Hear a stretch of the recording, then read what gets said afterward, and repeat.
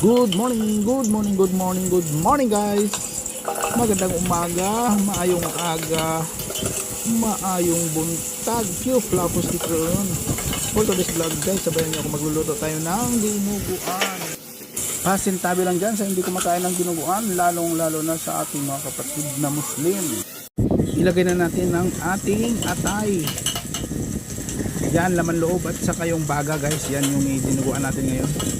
At yan yung chicharong taba niya.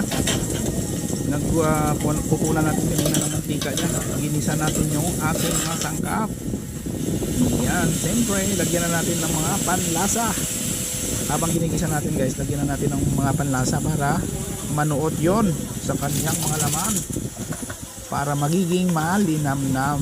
Ayan, siyempre if you cook it, you love it. Ayan, siyempre kailangan may with feeling sa magluluto para magiging masarap yung luto mo.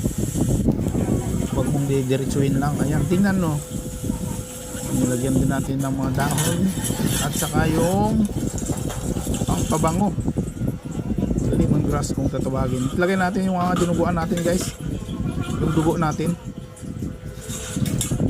Ayan, at inikos-mikos lang natin yan. Ano pa, lutong-luto na to. Pwede na guys, kakain na tayo. Ayan na.